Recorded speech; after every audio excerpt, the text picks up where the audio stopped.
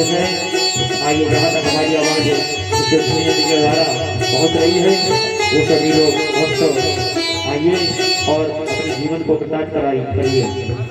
जय श्री राम, जय श्री राम, जय श्री राम,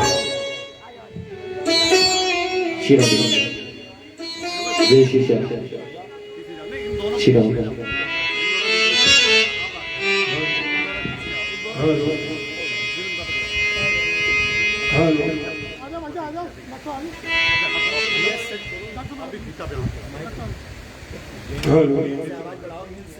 हॉर्न सामने लगाए, हॉर्न बढ़ाओ,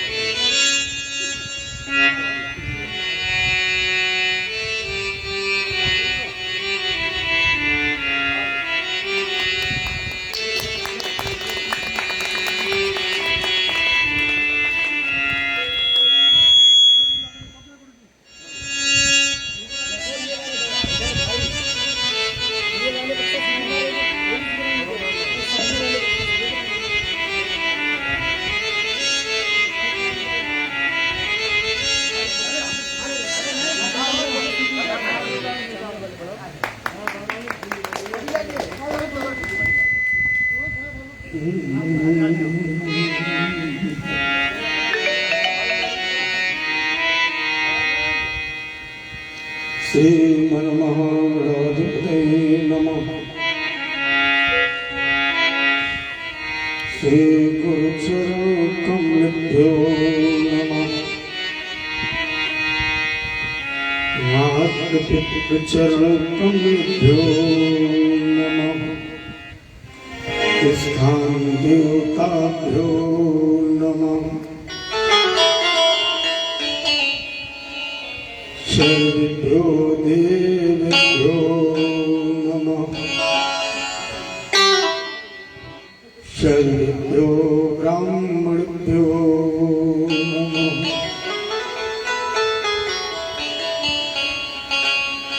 अखण्डमण्डलाकारं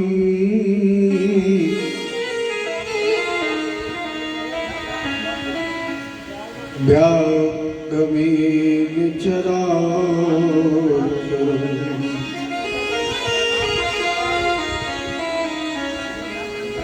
तत्पदं दर्शितं येन तस्मै श्री गुरुवे नमः। कृष्णाय वासुदेवाय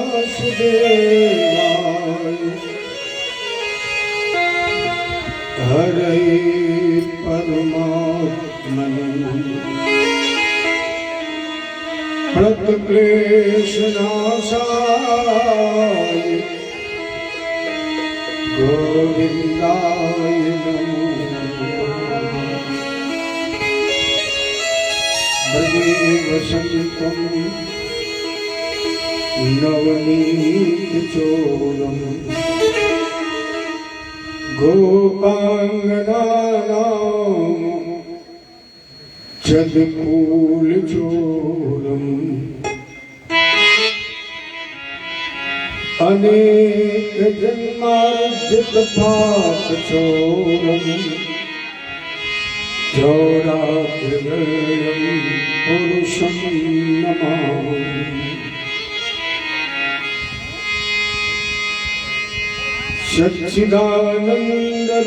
सच्चिदानन्दरूपाय विश्वोत्पत्त्यादिहेतवे तापत्रयविनाशाय श्रीकृष्णाय वयं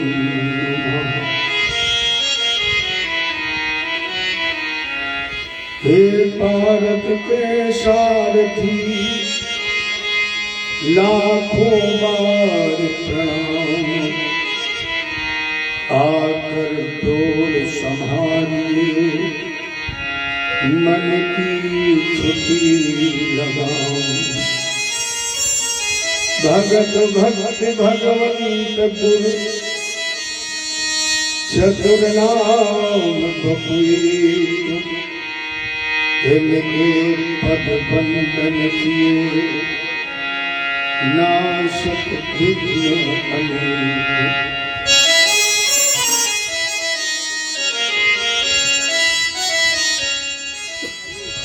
अतुलित बलधामं शरणशैलावदेहं, धनुजवन कृशानं ज्ञाननामग्रगण्यं, सकल गुण निधानो वानराणामधीशं,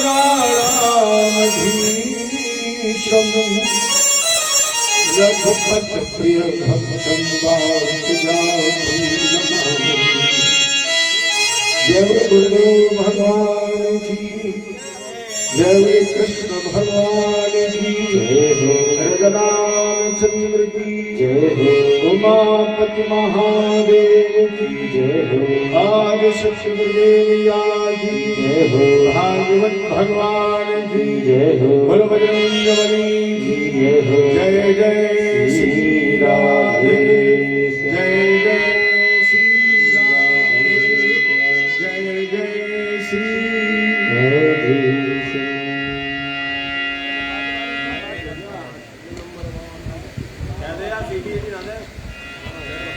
इस पावन पवित्र वृंदावन धाम करहल मैनपुरी के पावन प्रांगण में श्रीमद् भागवत की अमर कथा का शुभारंभ हो। इसके पहले इस व्यासपीठ से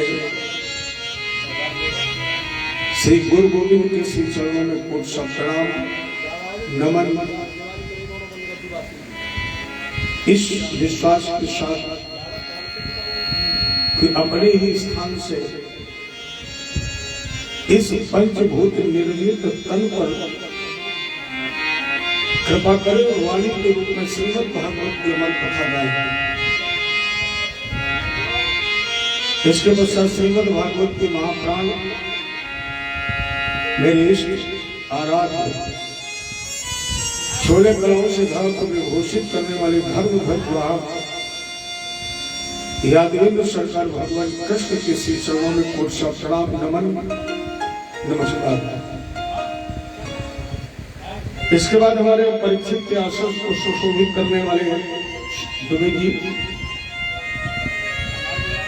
जो सपत्नी के आसन पर उपस्थित है, इनके माता पिता गुरु गोविंद, इनके पिता, इनके पूर्वजों का आह्वान ख्वाहिश वृंदावन बाग के पावन प्रांगण में और इस नवरात्र की पावन बेला में श्रीमद् भागवत की अमर कथा श्रवण कर आशीर्वाद प्रदान करें। उस कार्यक्रम को सक्षम संपादित कराएं। इसके बाद हमारे इस प्रांगण में जो समस्त प्रबुद्ध वर्ग के श्रोता बैठे हुए हैं, इनके माता पिता गुरु गोविंद, इनके पितरों का पूर्वजों का मान, वो भी यथोचित आसन ग्रहण करके भगवान की अमर कथा सुने। नगर क्षेत्र स्थान या जहां तक इन भक्तों के द्वारा शोभा यात्रा न पहुंच पाई हो या जिन नगर के मंदिरों तक सूचना न पहुंच पाई हो, व्यासपीठ से उन समस्त देवी देवताओं का आह्वान ख्वाहिश वृंदावन में पावन पवित्र बाग में और श्रीमद् भागवत की अमर कथा सुनकर सभी उपस्थित श्रोताओं या जहां तक इस ध्वनि प्रसारण यंत्र के माध्यम से आवाज पहुंच रही वहां तक सभी लोगों पर अपनी कृपा दृष्टि रखें और इस कार्यक्रम को सफल बनाएं, सुव्यवस्थित रूप से संपादित करें। इसके पश्चात इस कार्यक्रम का मैं शुभारंभ करूंगा। इसके पहले बहुत बहुत बधाई देता हूं मैं अपने श्री हरिराम जी मिश्र को, जिनके अकल प्रज्ञ से करीब 5-6 साल बाद इस व्यासपीठ से हमारा पुनर्मिलन हुआ। हालांकि करेल तो मुझे ऐसा लगता है कि मेरा घर है, क्योंकि लगभग 32 वर्ष मुझे इस करेल कस्बा में ही आने का गौरव मिलता रहा। या हम कह सकते हैं यहाँ के लोग मुझे इतना प्रेम करते हैं, इतना चाहते हैं कि कानपुर से करेल तक मुझे बुला के लाते हैं। अच्छे अच्छे लोगों की यहाँ मेरी कथा हुई, और इससे अच्छी जगह और शायद करेल में कोई नहीं होगी। अच्छे लोगों में तो कथा हुई, अच्छे आसन पर कथा हुई, अच्छी व्यवस्था में कथा हुई, लेकिन मेरी समझ में करेल का ये जो क्षेत्र है, जो जगह है, यहाँ भी लगभग मेरी समझ में 5वां-6ठा मेरा कार्यक्रम होगा। और मैं उस समय सियाराम जो स्वर्गीय श्री सुरेंद्र जी यादव जी के हाथ में कार्यक्रम था, और ये दूसरा कार्यक्रम मेरा उनकी अनुपस्थिति में है। इसके पहले जितने भी मेरे कार्यक्रम हुए सब उनके सानिध्य में हुए। वो जहां भी हो, इस व्यासपीठ के द्वारा उनको सादर श्रद्धांजलि आह्वान। और इसके साथ अगर मेरी याददाश्त ठीक है तो शायद आज दिन मंगलवार है, और हमारी दाहिनी तरफ अनंत बलवंत हनुमंत महाराज जी भी विराजमान है। और इनकी तो एक प्रतिज्ञा है, राम कार्य कीने बिना मोह कहाँ विश्राम। ये उस दिन से अपने साधक के साथ लग जाते हैं जिस दिन से साधक के हृदय में ये भाव बनता है कि मुझे राम कार्य करना है। उसी दिन से साधक के साथ लगते हैं, और कब तक लगते रहते हैं? जब तक राम कार्य पूरा नहीं हो जाता है। तो चलिए इस कथा का प्रथम दिन इन्हीं के चरणों में समर्पित करके आगे बढ़ते हैं। सभी लोग मेरा सहयोग करें और इनसे कहें, जय जय बजरंग बली, मेरी नैया चली आ बचाना, पार धीरे से नैया लगाना।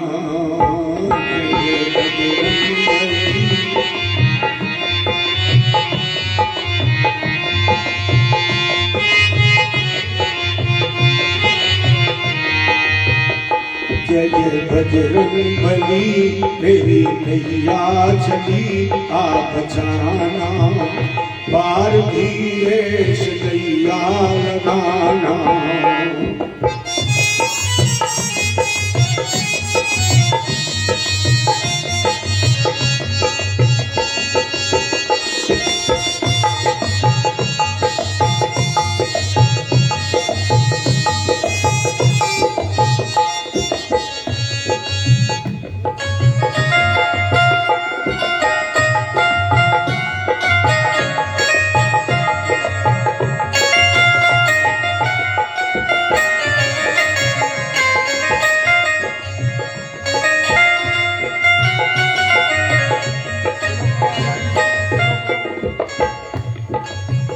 जब लक्ष्मण के शक्ति लगी थी, पल भर में दुर्गा भी हरी थी।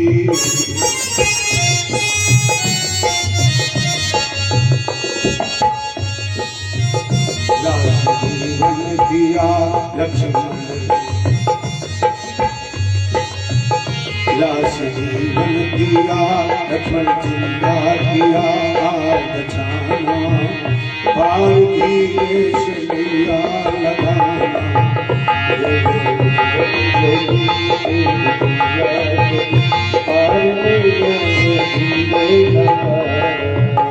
जय जय बजरंग बली, जय जय बजरंग बली, मेरी नैया चली आ बचाना, पार धीरे से नैया लगाना।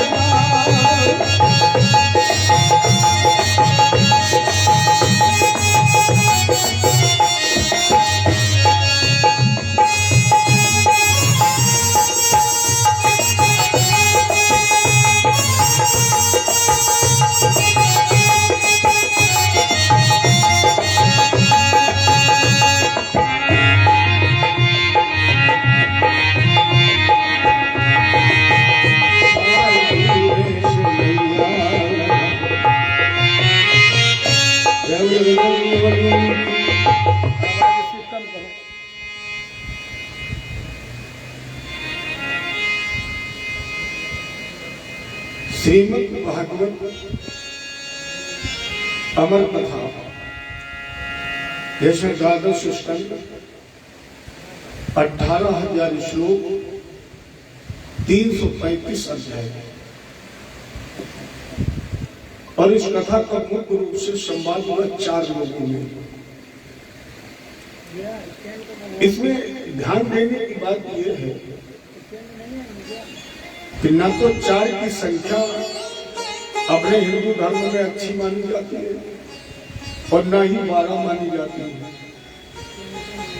अपने जितने भी शुभ कार्य अच्छे कर्म होते हैं वो सब विषम संख्या में 5 में 7 में 9 में 11 में।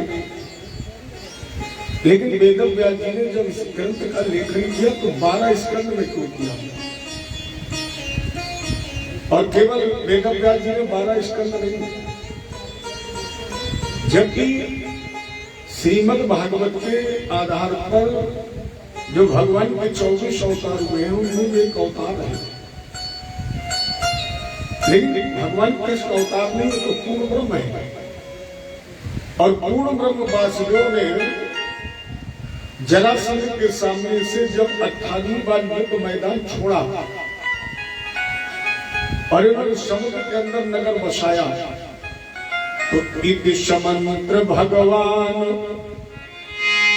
दुर्गा 12 योजनम 12 माने 12 जो पूर्ण ब्रह्म है उसने जब द्वारका बसाई अंतः समुद्रे नगरे समुद्र के अंदर तो उसमें भी योजन है 12।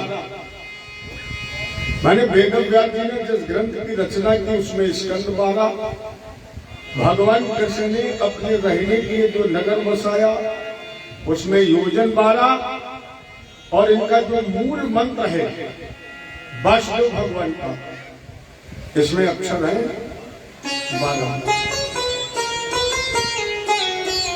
दूसरी बात ये जो भागवत कथा ये 4 लोगों के बीच में हुई, 4 लोगों का संवाद है ये, जिसमें पहला संवाद सुख और परीक्षित का है, दूसरा संवाद महात्मा विदुर और मैत्रेय जी का है, तीसरा संवाद सूत और शौनक जी का है, चौथा संवाद गोकर्ण और धुंधकारी जी का है। तो ना तो 4 की संख्या ठीक है और न 12 की संख्या ठीक है।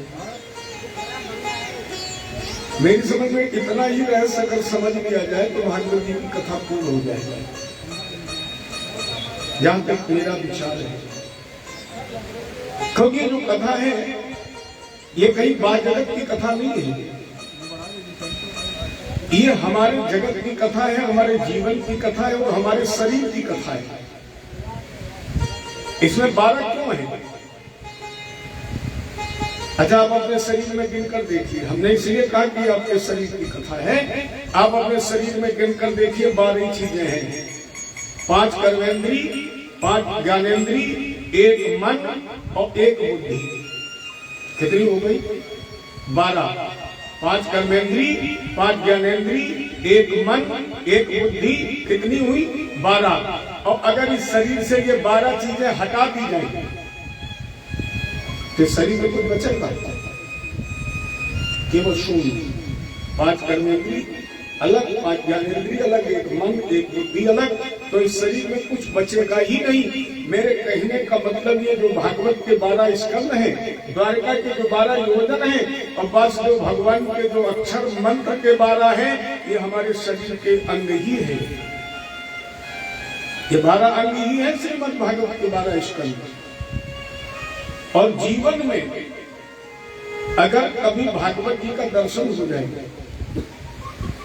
देखो भागवत सुनने का विषय नहीं है, भागवत पान करने का विषय नहीं है, भागवत दर्शन करने का विषय है। और मैंने तो चिंतन ये तब किया, मैं पहले मानता था सुनने का है, लेकिन आप जैसे लोगों से जब मिला और बातचीत हुई तब उन्होंने कहा कि महाराज जी जब तक व्यासपीठ के सामने नहीं बैठता हूं, जब तक कथा पांडाल में नहीं जाता हूं, या जब तक कथावाचक की नजर से हमारी नजर नहीं मिलती है, तब तक मुझे कथा का असली रस नहीं मिलता है।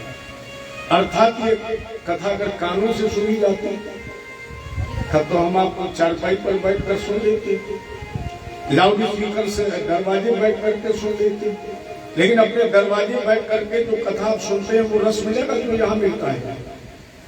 तो ये रस आंख लेती है, माने आंख से जब आंख मिलती है तो आंख सुनती तो नहीं है, आंख पान भी नहीं करती है, आंख करती क्या है? दर्शन, अर्थात ये दर्शन का विषय है। नेत्रों को आनंद मिलता है जब वाचक की दृष्टि से दृष्टि मिलती है, अर्थात ये अगर सुनने का विषय है तो कानों से सुनने का विषय नहीं है, आंखों से सुनने का विषय है। और आंख केवल दर्शन करती है, अर्थात ये दर्शन करने का विषय है। अगर जीवन में एक भी बार आप द्वारका धाम की परिक्रमा कर लें, अंतरात्मा से ओम नमो भगवते वासुदेवाय इस मंत्र का उच्चारण हो जाए तो फिर भगवान को ढूंढने की आवश्यकता नहीं है, क्योंकि वो कहीं बाहर नहीं है, बाहर जगत में नहीं है, वो इसी शरीर में है, यही है वो। इसलिए 12 स्कंद है, 335 अध्याय। जरा इनको जोड़ के देखिए कितना बनेगा। 335, 3 3 6 5 11, एक और एक माने प्रकृति और पुरुष, ये दो ही तो है। अच्छा, एक में अगर एक को मिलाया जाए तो कितना बनेगा? है कितना बनता है? एक को एक में मिला दो, घबराओ नहीं, बताओ। 11 बनेगा। संतुष्ट नहीं हम। मैंने ये नहीं कहा कि आप एक पर एक लिखें। 11 कब बनता है? जब एक पर एक लिखा जाता है और ये पढ़ाया भी जाता है, एक में एक 11। और हमने कहा कि एक को अगर एक में मिला दो कितना बनेगा? है इससे भी हम संतुष्ट नहीं है। हाँ, ये बेटा समझ गया। अच्छा माता जी एक बात बताइए, आपने कहा 2, आप सब्जी बनाती हैं, सब्जी में कितनी चीजें मिलाती हैं? बहुत मिलती है ना, आलू धनिया मिर्चा सब कुछ, कम से कम 10 चीजें मिलती हैं। और 10 चीजें मिलने के बाद बनती कितनी है? एक। कोई कहता है ये आलू है, ये धनिया है, ये हल्दी है। कितनी भी चीजें मिल जाए एक में, लेकिन वो एक ही बनता है। यहाँ एक और एक का मतलब क्या है? एक है हम आप सभी, एक है वो। भागवत जी की कथा सुनकर इस एक को हम उस एक में मिला दें तो कितने बन जाएंगे? एक को हम एक ही तो बन जाएंगे। अच्छा, बनना भी क्या? एक ही तो बनना है। लक्ष्य क्या है? मनुष्य तन का मतलब क्या है? मुक्ति, मोक्ष। और मोक्ष कब मिलती है? मुक्ति कब मिलेगी? जब किसी बंधन से छूट जाएंगे। बंधन क्या है? आने जाने का। इस आने जाने के बंधन से छूटना ही मुक्ति है। और इस बंधन से छूटेगा कब? जब हम मरने की कला सीख लेंगे। तो भागवत जी का जो विषय है ये मरने की कला सिखाती है, और जिसने मरने की कला सीखी। अच्छा एक बात तो, अभी तो बहुत शांति है, अच्छे श्रोता बैठे हुए हैं, भीड़ ज्यादा होती है तो फिर कथा कम होती है। एक बात बहुत ध्यान से बताना, एक पथिक चल रहा है, अगर उसको चल रहा है रास्ते में तो चलने, तेज चलने में सुख है कि धीरे चलने में सुख है? अगर आप कहीं जा रहे हो, तेज बहुत धूप हो, तो आपको धीरे चलने में सुख है कि जल्दी जल्दी चलने में सुख है? धीरे चलने में सुख है, जल्दी चलने में नहीं है। जब आप चलेंगे तो मेरी समझ में धीरे चलने में सुख है। जितना बुजुर्ग आदमी नए बच्चे के साथ होगा वो ये कहेगा बेटा धीरे धीरे चलो। इसका मतलब जल्दी चलने में सुख नहीं, धीरे धीरे चलने में सुख है। जब चलते चलते आप जा रहे थे तो आपको धीरे चलने में सुख है कि बैठने में सुख है? बैठने में है। अच्छा जब बैठ गए और वहीं बिस्तर लगा हो तो आपको बैठने में सुख है कि लेटने में सुख है? परीक्षित जी, लेटने में। अच्छा, लेटने के बाद लेटने में सुख है कि सोने में सुख है? सोने में। अच्छा, ईमानदारी से बताइए, सोने में सुख है कि मरने में सुख है? शाबाश, यही कथा सुनने का मतलब है। जिसने ये सीख लिया कि सुनने से ज्यादा भागवत की कथा सोने के बाद, सोने से अच्छा सोना ही मरना ही तो है। पता नहीं बहुत से लोगों की आंख नहीं खुलती। तो सच्चा सुख मरने में है। मृत्यु जन्मता, अरे मरोगे नहीं तो नया जीवन कहां से मिलेगा? मृत्यु जन्मवताम वीर देहेन सहजायति अग्रवाद शतान्ते वाव मृत्युर्न प्राणिनाम ध्रुवा। इस संसार में मृत्यु ध्रुव शब्द है, ये टाली नहीं कर सकती, ये शाश्वत शब्द है। अर्थात भागवत यही सिखाती है। बहुत बार हमने कथा कही, बहुत बार आप लोगों ने सुनी, और करहल में तो हमारी समझ में कोई दिन ऐसा नहीं होता होगा जो पूरे शहर में कहीं ना कहीं कथा ना होती हो। अरे जब कहीं नहीं होती है, जब कहीं नहीं होती है तो टीवी में 24 घंटे होती है। लेकिन उसमें आपको मिलता क्या है? केवल 3 बातें। पूरी जिंदगी आप कथा सुनना, केवल 3 बातें मिलेंगी। पहली बात, आया है सो जाएगा, राजा रंग फकीर। अब कोई हाथी चढ़ चला, कोई बांधा गया जमीर। यही शिक्षा मिलती है। दूसरी शिक्षा क्या मिलती है? मुट्ठी बांध करके प्रेमी आए थे जगत के बीच, रीते हो के एक जब तुम जाओगे, मुट्ठी बंद लाख की, मुट्ठी बंद लाख की, और खुल गई तो खाक की। इसलिए मुट्ठी बांध करके प्रेमी आए हो जगत के बीच, रीते हो के एक दिन जब तुम जाओगे, इन्हें यश के नगारे अपने द्वारे पे धराए जाओ। न लादे लिए आए हो, न लादे लिए जाओगे। ये दूसरी शिक्षा मिलती है। और तीसरी शिक्षा सुनहूं, भगवान शंकर कह रहे, उमा कहूं मैं अनुभव अपना, सत हरि भजन जगत सब सपना। उमा कहूं मैं अनुभव अपना, सत हरि भजन जगत सब सपना। उमा कहूं मैं अनुभव अपना, सत हरि भजन जगत सब। उमा कहूं मैं अनुभव अपना, मतलब तो उसके गले तक नहीं पहुंचो। उमा कहूं मैं अनुभव अपना, सतहरि भजन जगत सब सपना। ये बस 3 ही बातें बताई जाती हैं। इस संसार में अगर सत्य है तो केवल ईश्वर का नाम है। अच्छा, एक और ध्यान दीजिए आप, संपूर्ण ब्रह्मांड में अगर सबसे बड़ा कोई नाम है, देखो आपके सामने जो ग्रंथ रखा, ये कृष्ण प्रधान ग्रंथ है। मेरे इष्ट भी कृष्ण है, लेकिन कहने में कोई संकोच नहीं, राम से बड़ा कोई नाम नहीं,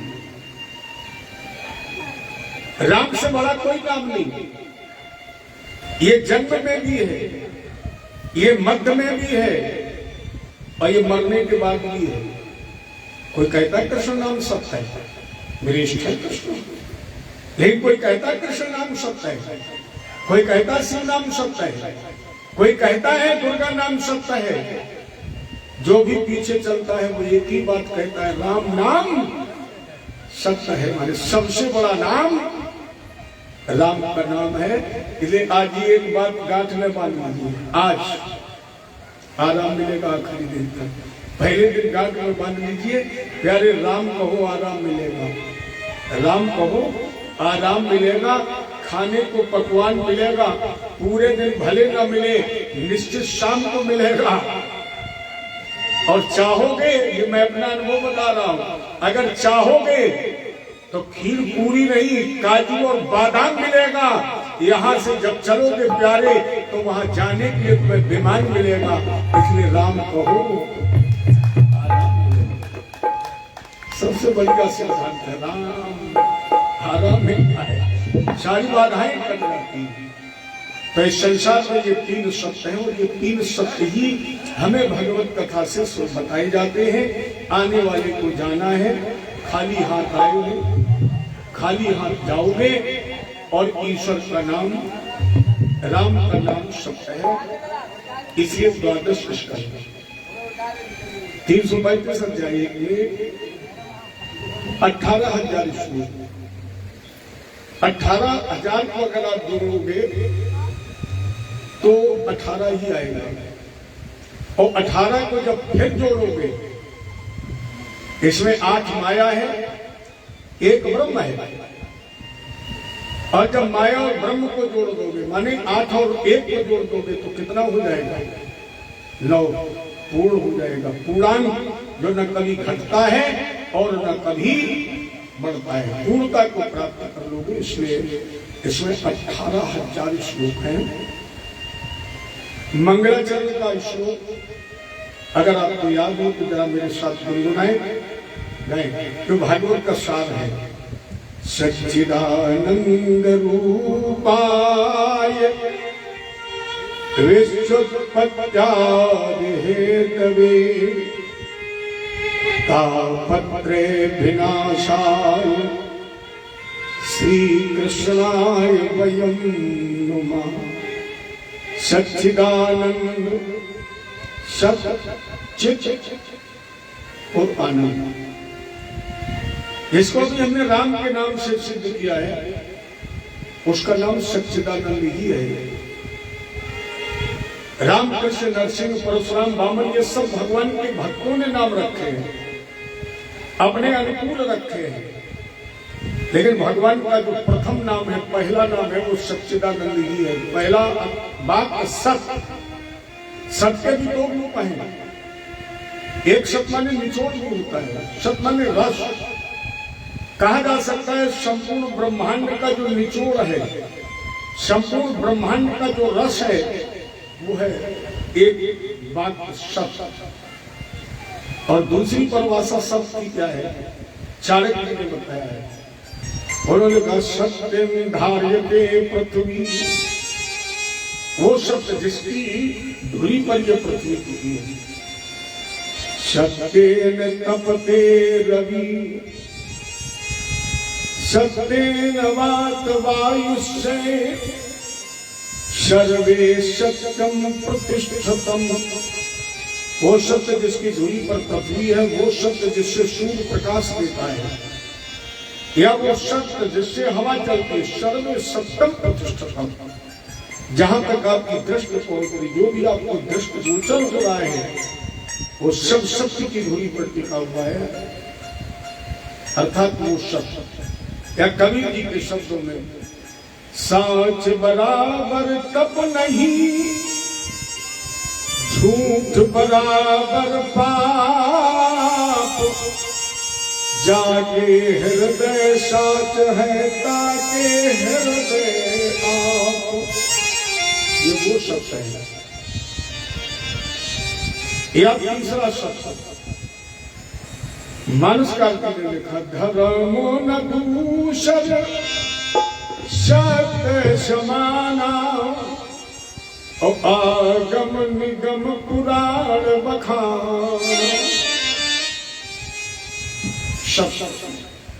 और भागवत जी का यही विशेष गुण है कि इसमें किसी भी देवता की विशेष प्रार्थना नहीं है।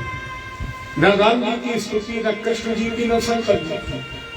जैसे आप शिव पुराण पढ़े तो शंकर जी की स्तुति है, देवी भागवत पढ़े देवी जी की, रामायण पढ़े तो कम से कम आप गोस्वामी जी ने तो मूर्खों तक की स्तुति की है, लेकिन भागवत जी में किसी की स्तुति नहीं है।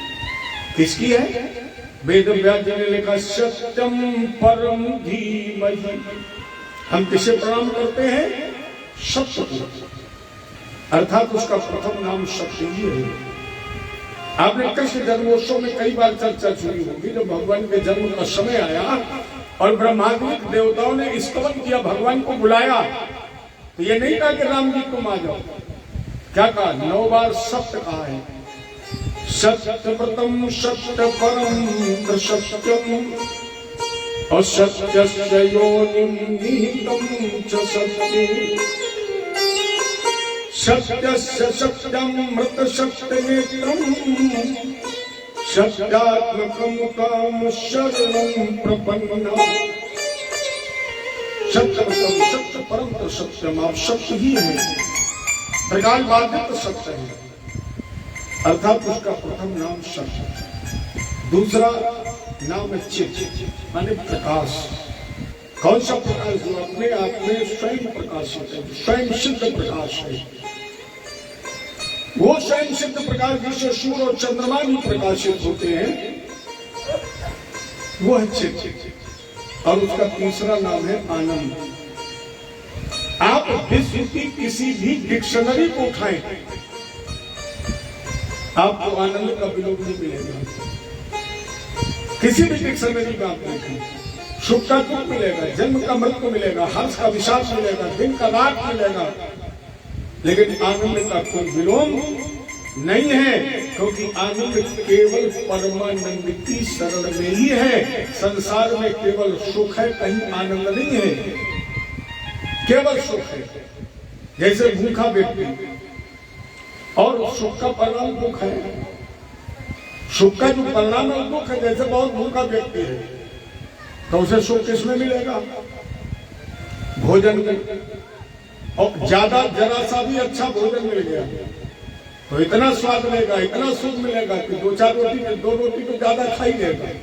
अगर 2 रोटी ज्यादा खा ली तो 10 मिनट बाद सुख मिलेगा कि दुख मिलेगा? ढूंढे घटा। आनंद केवल गोविंद के चरण में ही है, और कृष्ण जन्मोत्सव में ही हम लोग सिद्ध करते हैं। आप लोग भी गाते हैं नंद के आनंद भयो। कोई कहता है नंद के कृष्ण भयो, सभी गाते हैं नंद के आनंद भयो।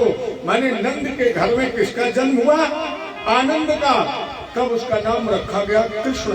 और मेरी बात मत मानिए, वशिष्ठ जी ने भी तो राजा दशरथ से कहा, सो सुख धाम राम अस नामा, जो सारे सुखों का धाम है। लेकिन वो सुखों का धाम कौन? सो आनंद। वो सुख कौन? जिससे आनंद निकलता है। सो आनंद सिंधु सुख राशि, असी करते त्रैलोक सुपासी। तो कितने बात हो गए? 3, सत, चित और आनंद। जब उसके नाम में 3 बात है तो फिर उसके साकार 3 रूप भी हैं। अगर पहले दिन समझ लिया जाए कि वो है कैसा। वेदांत ये कहता है ना उसका कोई रंग, ना रूप, ना कोई उसकी रचना, न उसका कोई साज, न उसका कोई श्रृंगार, न उसकी कोई विशेष पहचान, और न उसका कोई विशेष स्वरूप। तो लोगों ने कहा फिर वो है कैसा? बोले तुम्हें वो जैसा लगता हो वो वैसा ही है। व्यवहारिक पक्ष में वो कैसा है? जैसे आपको बर्फी खिलाई जाए और आपसे ये पूछा जाए कि बर्फी आपको खाने में कैसी लगी, क्या उत्तर दोगे? मीठी लगी। यही तो कहो, मीठी लगी। अच्छा ये बताओ मीठा कैसा होता है? ये कोई बता सकता है? यही परमात्मा का स्वरूप है। जिस तरह आप किसी वस्तु को खाने के बाद उसके स्वाद का अनुभव कर सकते हैं, दूसरे को बता नहीं सकते उसको, यही विषय मेरे परमात्मा का है। अर्थात वो अनुभव का विषय है, वो अनुभूत का विषय है, वो वाणी का विषय नहीं है। वो तो गाता है जिसको जितना मिलता है, लेकिन वो सागर का एक बूंद ही होता है। तो उसे 3 रूप बनाए, ब्रह्मा, विष्णु और महेश। तो 3 प्रकार के कार्य किए, उसके लिए 3 प्रकार की माया। माया योग माया, महामाया। माया ब्रह्मा के पास है, जिसके द्वारा सृष्टि की उत्पत्ति की। योग माया भगवान विष्णु के पास है, जिसके द्वारा पालन, और महामाया भगवान शंकर के पास, जिसके द्वारा उपसंहार। और जब इस 3 प्रकार की सृष्टि का निर्माण हुआ, विश्वोत्पत्त्यादि हेतु में, विश्व उत्पत्ति, पालन और संहार का जो हेतु है, तो 3 प्रकार की बीमारियां, तापत्रय विनाशाय, तापत्रय विनाशाय, जो 3 प्रकार की बीमारियां हैं, दैहिक, दैविक, भौतिक, इन 3 तापों का विनाश करने वाले कौन? श्री कृष्णाय। श्रीमद् भागवत में कहीं भी राधा जी का नाम नहीं है, कहीं भी नहीं है, न प्रत्यक्ष है और न अप्रत्यक्ष है, कहीं नहीं। क्योंकि ऐसा संत जन कहते हैं कि सुखदेव जी की जो गुरु है वो राधा जी है, और हमारे शास्त्र ऐसा निर्देश देते हैं कि अपने बड़े बेटे का नाम, पति का नाम, गुरु का नाम नहीं लेना चाहिए। और सुखदेव जी को जब नाम ले देते थे कभी राधा जी का, ये 6 महीने के लिए समाधि में चले जाते थे। और राजा परीक्षित के पास समय कितना था? 7 दिन का। तो सुखदेव जी ने सोचा कि अगर गुरु के नाम का कहीं स्मरण हो गया, हम समाधि में चले जाएंगे। तो हमने जो परीक्षित को वचन दिया है कि हम 7वें दिन तुम्हें जन्म मृत्यु के बंधन से छुड़ा देंगे, उस बंधन का क्या होगा, इसलिए विशेष सतर्कता बरती। और सुखदेव जी ने कहीं भी राधा जी के नाम का उल्लेख नहीं किया। श्री, अब यहाँ विद्वान लोग कहते श्री माने राधा भी है, श्री माने लक्ष्मी भी है, श्री माने ऐश्वर्य भी है, श्री माने तेज भी है, लेकिन यहाँ संकेत सीधे सीधे राधा जी के लिए है। ऐसा संत कहते श्री कृष्णाय, अर्थात रासा शरीर महारानी राधा जी के साथ साथ यदि कुलभूषण भगवान कृष्ण के चरणों में वयम नुमा हम सभी प्रणाम करते हैं। एक दो नहीं, हम सभी प्रणाम करते हैं, क्योंकि राधा मोरी श्यामली, मैं राधे को दास, जन्म जन्म मोहि दीजियो श्री वृंदावन। लेकिन आप लोग तो वृंदावन बाग में बैठे, आपको कहाँ जाने की जरूरत है? आप तो वही बैठे हैं। राधा तेरे चरणों की गुनगुनाई के 2-4 लाइन। राधे तेरे चरणों की पग धूल जो मिल जाए, राधे तेरे चरणों की रज धूल जो मिल जाए, सच कहता हूँ मेरी, सच कहता हूँ मेरी, तकदीर बदल जाए, सच कहता